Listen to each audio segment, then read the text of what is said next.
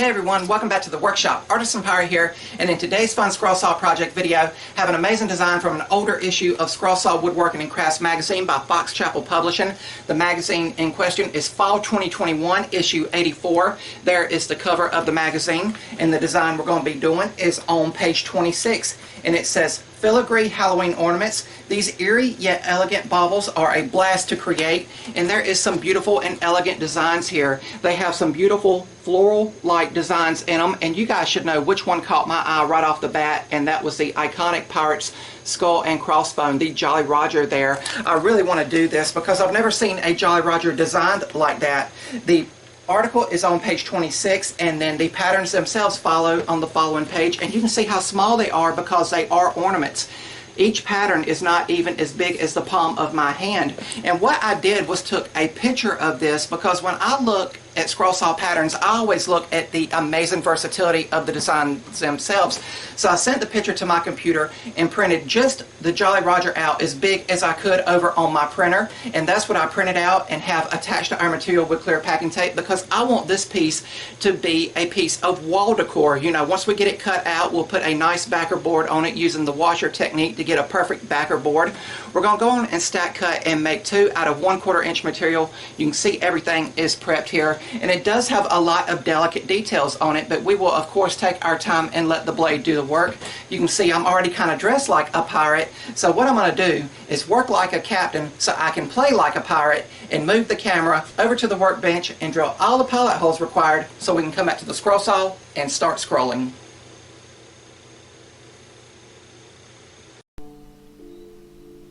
And over here on the workbench, we are taking the Seiko scroller's drill and drilling out all of the pilot holes for internal cutting.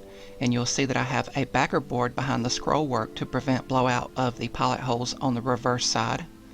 And there is several internal cuts on this project, but over here at the scroll saw we will take our time and get through them all. For all of the scrolling on this project, I'll be using a number 5 Ultra reverse tooth blade, and they will cut through both layers of the 1/4 inch material exceptionally well with minimal chip out. And because I am stack cutting, I will be getting 2 copies of this project for the time it essentially takes to cut out one, and I'll be able to finish both of them in 2 unique ways to try different styles of finishing with the project. But I also like to stack cut whenever possible, especially when there's a lot of details in the project such as this Jolly Roger here. That way those extra layers that we are stack cutting can offer some form of support for some of those fragile details within the project.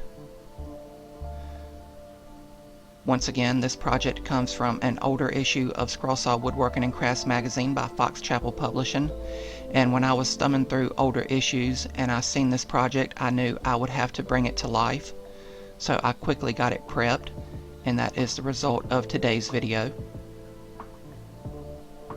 And I'm going to add this to my pirate collection. And we have switched to a closer view here that I hope you guys appreciate, and we are cutting out a lot of those tight V cuts in the top of the skull here, and you guys know how I tackle those. I go into one side of the V and then I back the blade out while it's still running, and then I'll cut into the waste wood and follow the other line and taper that point down as fine as the pattern calls for. And the points always come out nice and crisp for me. And keep in mind, this project was supposed to be an ornament, so only around 4 or 5 inches in diameter. I just went a little bit different route and prepped it to be a piece of wall decor by enlarging the pattern. So once again, showing off a scroll saw pattern's amazing versatility, and to think a little bit outside of the box when seeing how a project can come to life and using it in different and multiple ways. But we will switch back over to the overhead view here to finish the internal cuts here. It does take a little bit of time to cut this project out, but as always, I'm taking my time and letting the blade do the work, and I'm being as loyal as I can be to that cut line. But once we come along here, we will have one final internal cut, and then we can begin to release the piece from the waste wood. I'll retension the blade and begin, And this is just simply a matter of following that long outside perimeter cut line to release the piece. If you guys like what you're seeing, I would highly encourage you to subscribe to my channel and also follow me across all my social medias under the Artisan Pirate name. I'd really appreciate the support.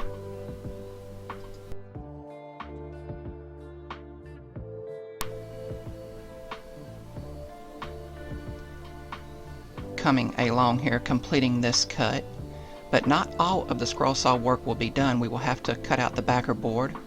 So that's what we will do here after removing the two pieces we've cut out. And I'll take some 1/2-inch plywood and a washer and do the washer technique, and I'll keep firm pressure on the scroll work and trace around the perimeter here to create a perfect backer board. And depending on the size of washer you use, you can have a 1/8 or 1/4 inch revealing border all the way around. And I use this technique on a lot of scroll saw projects I create. It's always a great visual. But now we will head back over to the scroll saw and cut it out. And this is just one long continuous cut here. And I'm still using that same number 5 Ultra reverse tooth blade. And I feel that this outline here would make a nice little standalone Pirate Jolly Roger silhouette. But now we can head to sanding, and I'll be using 180 grit Klingspor Woodworking Shop sandpaper in the vibrating palm sander here. And I'll sand the backer board, and I'll be very careful when sanding the actual scroll work here. I didn't want to break or chip anything away. But now it's time to add a splash of color, and for the backer board I used a very dark Minwax wood stain here. I thought that would complement the lighter color of the 1/4 inch material well. But after everything is saturated here, I wiped off the excess stain with a scrap piece of t-shirt material and set it aside to dry. And when it was completely dry to the touch, it was time to glue the pieces together. And I'll be using medium grade CA glue and activator. And even though the glue basically dries instantly, I still like using spring clamps and a strip of wood to add pressure to those center details to make sure they grab the backer board. And after around 5 minutes, to make sure the glue was cured, I came back and removed the clamps, and it was time for a finish. And I took the piece outside and gave it several coats of Rust-Oleum clear gloss. And that helps make the grain pop, and when that dried, the project was complete.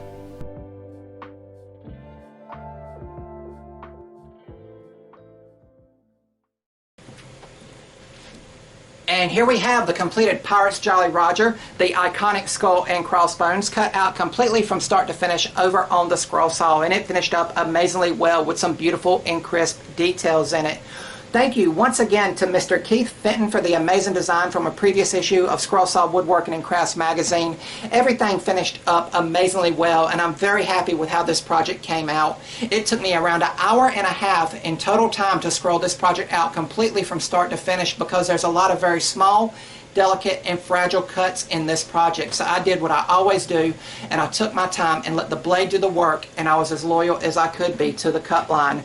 There is several small little triangles here that make up these skull's smile and teeth, and then there's a lot of these little swooping decor lines here that you cut out. But once you cut them out, they're kind of floating in open air and would have potential to break or pop off, and you wouldn't want that to happen, especially when cutting it out of thinner 1/4 inch material like I've done in today's video.